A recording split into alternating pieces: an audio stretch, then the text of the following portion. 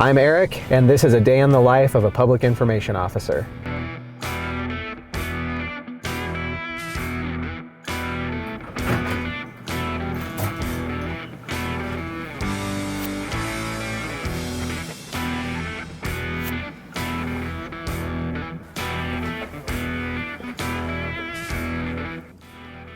When I or any other PIO comes in the morning, usually one of the first things that we're doing is looking at social media, catching up on any comments that were left that maybe we need to address or questions, direct messages on our social media accounts.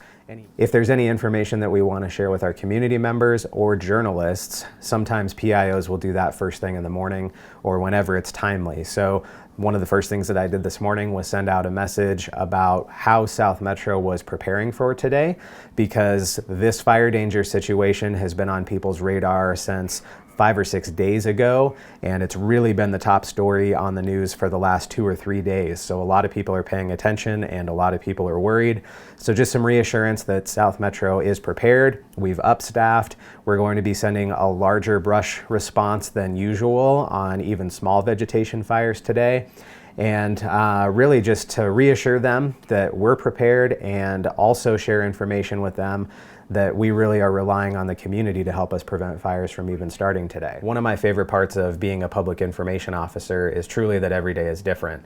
And although my mornings often start out the same way as far as where I'm fact-finding and gathering information, the rest of the day, who knows what's going to happen. PIOs at South Metro respond to all working incidents, and usually what those include are working structure fires, working vegetation fires, and any working special team call. And for us, special teams include aircraft rescue and firefighting, dive rescue, hazardous materials incident, and technical rescue as the big ones that tend to have media interest. The public information team here at South Metro is responsible for social media management and content creation, and we do that primarily on YouTube, Facebook, Twitter, Instagram, and on the Nextdoor platform. So our goal is really to reach as many of our community members as we can, and also to inspire the next generation of firefighters and future personnel for South Metro.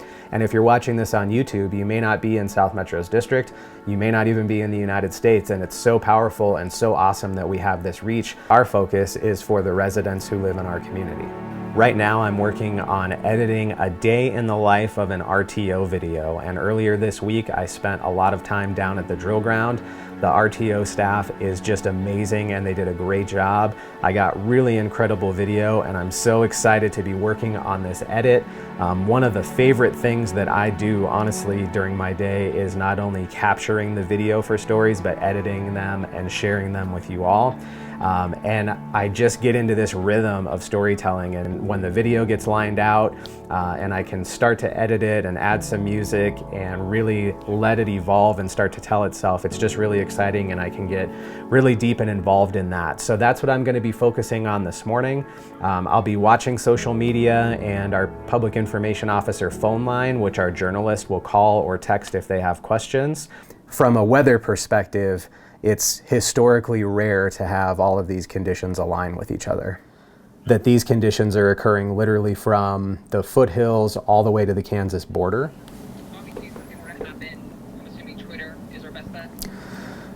Yeah, for updated information from a PIO, Twitter's your best bet. So I just got off the phone with a journalist from our local Fox 31 news station. She had some questions about what South Metro was doing and some overall questions about the situation today. While I was on the phone with her, I just got a text message from a journalist at 9 News in Denver.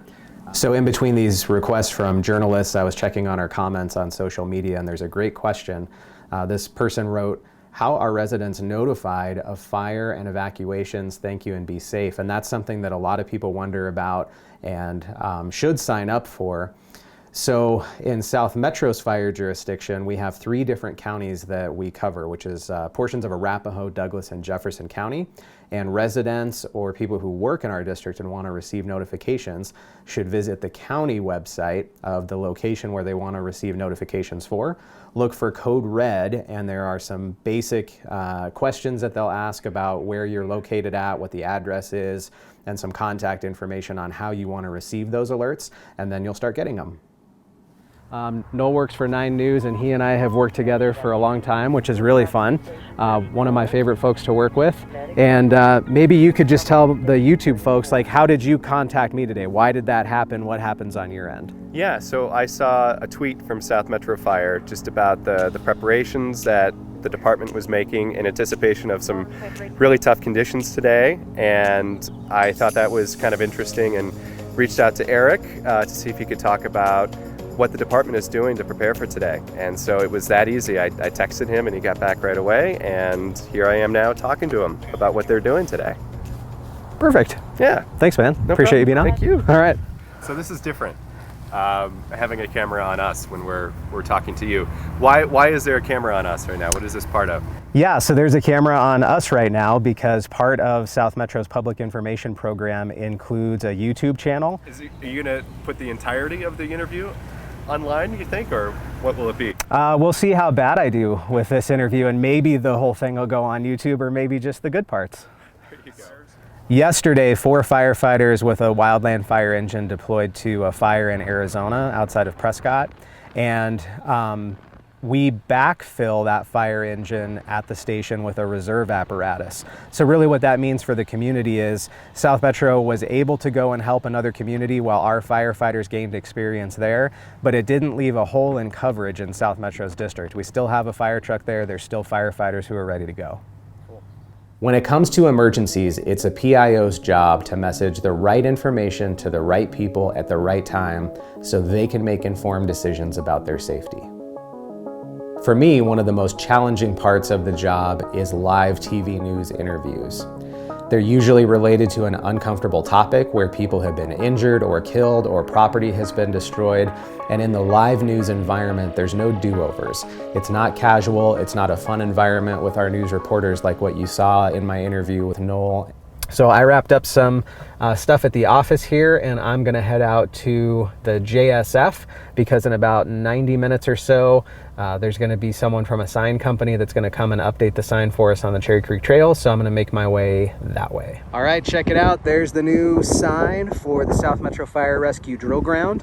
This is on the Cherry Creek Trail, and we're gonna keep doing some beautification projects out here and make it super cool for our community members to be able to come, sit, and watch the firefighters train.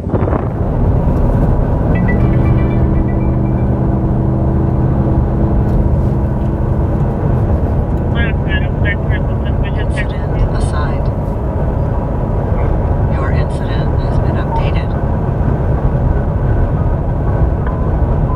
Channel 3, SMFR. Engine 39, Engine 13, Engine 16, Brush 14, Brush 19, Medic 11, Tender 34, Battalion Chief 2, Battalion Chief 1, Safety 35, Channel SMFR 3, Brush Fire, Map Page R21B at Riverside Dental, 2630.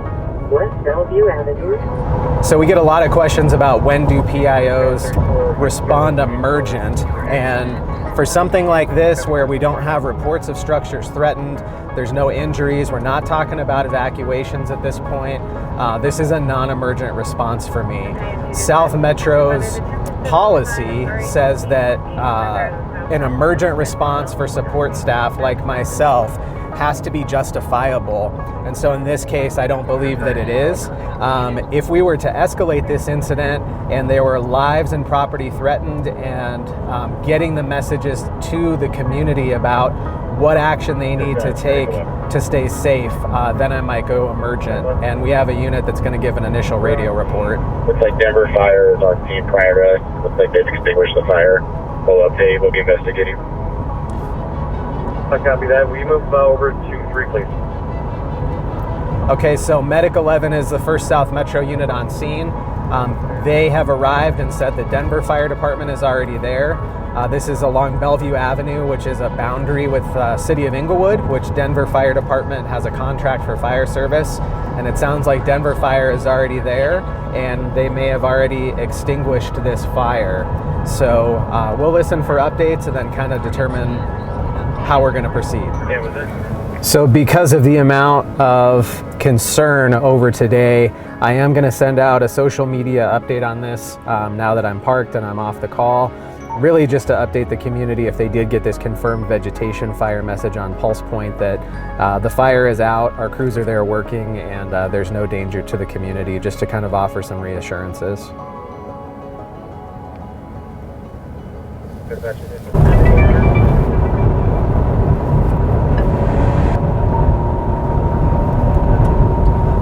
So it looks like there's a commercial carrier fire is getting dispatched right now.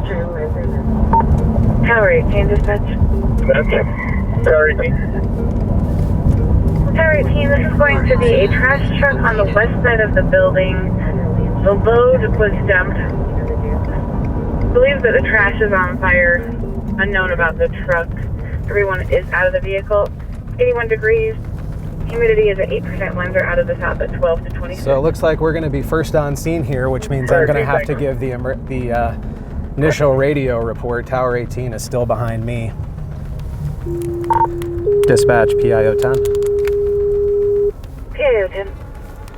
I'm on scene Shea Center. We do have a large pile of trash fully engulfed. Debris is blowing towards the north, so we will have a potential brush fire exposure issue. No other immediate exposures. I'll be the offensive strategy investigating, and the best access is going to be on that west side of the building. Your incident has I thought you were on scene with a large pile of trash fully engulfed. Debris is blowing north towards the north. With a potential brush fire exposure issue to that side. No other exposures. Best access will be from the west. So you're in the offensive strategy. 1415.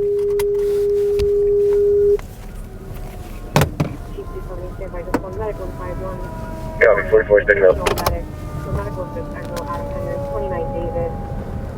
So I am going to send a social media post on this. Attack occurring water supply at 1415. Is this 16 command?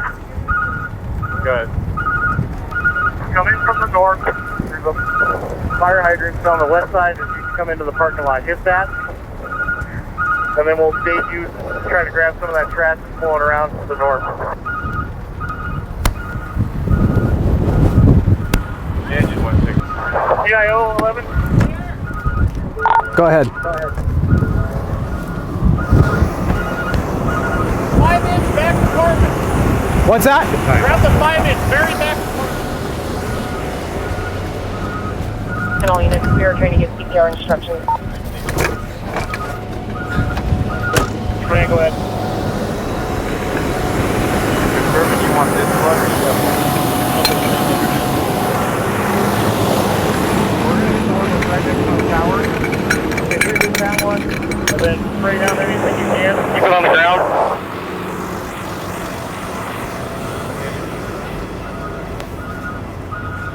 Command for 91. Go ahead for 91. I'm on scene. I got a visual on you guys. Got a line full. Where's your hydrant bag? Truck is not involved. Is that correct? I haven't got that mark. Give me a second. Pull up 100 foot. Okay. I also want to find out if we have any liquid gas that's filling the truck. Find that out with the driver. And I do see fire coming from the top of the trash truck.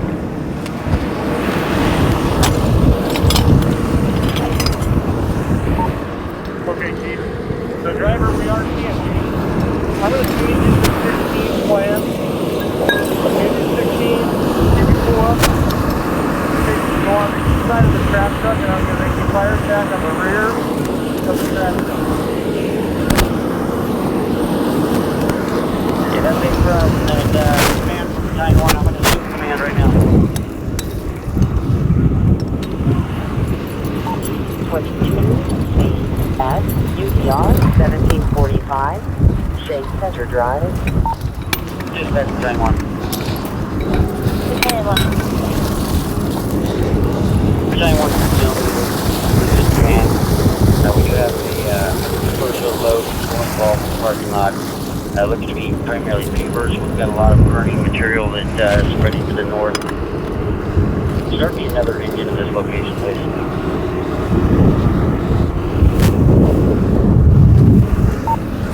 I copy.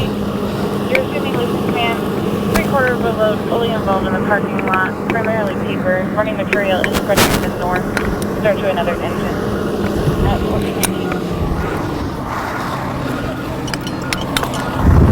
Your fire, nav page D22. Yeah, you can grab a bed of water.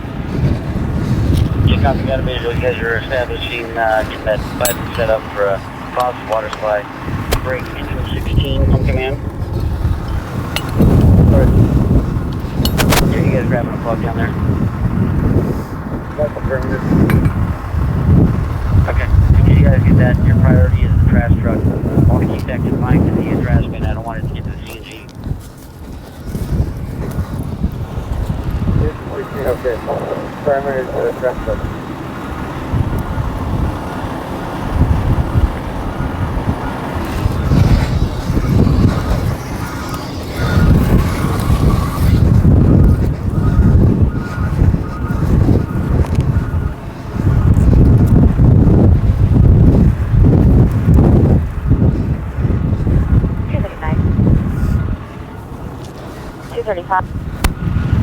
Can you break me from this flow? And then you can grab a water supply established. Go ahead and flow. Command copy, you got a positive water supply. Break all units operating on scene.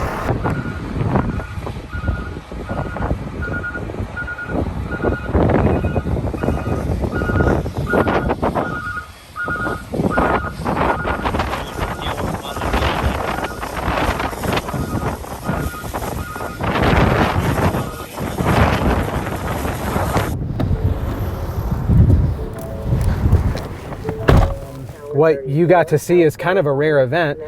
It doesn't happen very often that a PIO arrives on scene first of a fire, and super rare to actually get engaged in what's happening from a firefighting perspective or a support role perspective. But South Metro bases all of our actions on what we call critical factors. One of the critical factors of this incident is that Tower 18 carries 300 gallons of water, and that water runs out very quickly even while using an 1 3/4 diameter hand line. And realizing that they had a lot of fire and we were trying to keep this fire small and from spreading, the captain asked me to assist with water supply. So based off of critical factors and the needs at the time, the captain felt comfortable knowing me and my past in firefighting that I could accomplish that. I also felt safe knowing that I could accomplish that task on my own and do it correctly. It's super rare that I get involved in that kind of a capacity, so I guess this day is just rare in more ways than one. Tom, we're along the South Platte River near Bellevue and Santa Fe. The grass here beside the trail caught fire and burned right up against this tree over here. Multiple fire engines responded out here, and there were likely more firefighters here than were needed to put out this small fire. But on a day like today, fire crews are not taking any chances. Super windy, super dry. It's going to be over 80 degrees today. On Friday, firefighters don't expect to sit still. It's kind of a wait and see and hope for the best. Eric Hurst is a public information officer with South Metro Fire. It's probably seen a few hundred fires in its life so far. He's documenting this red flag day for the department. Grass, bushes, trees, all of those things are very receptive to fire growth on a day like today.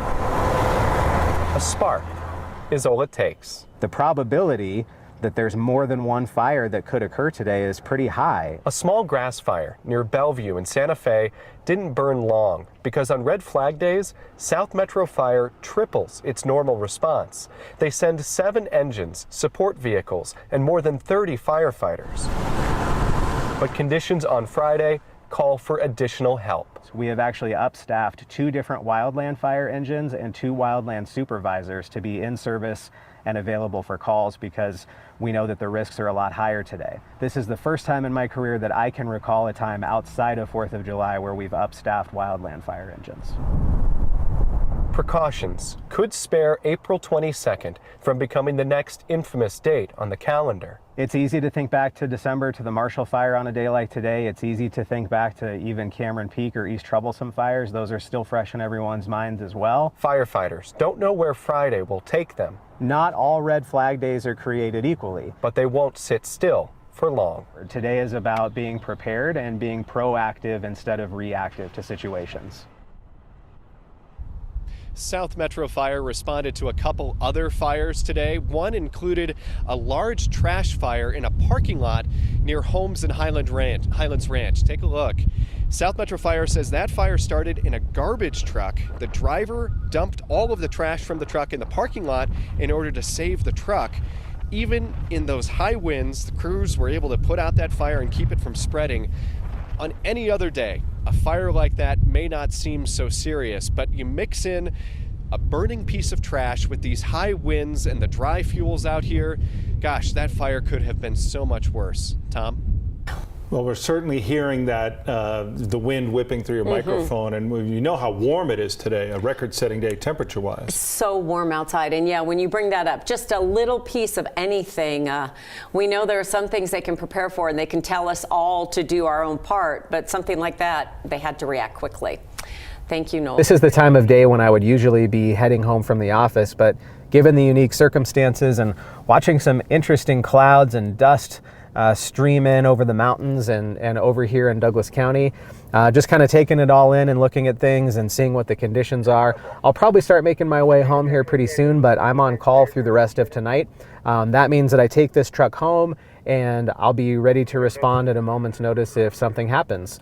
So we'll see what the rest of the evening and overnight brings.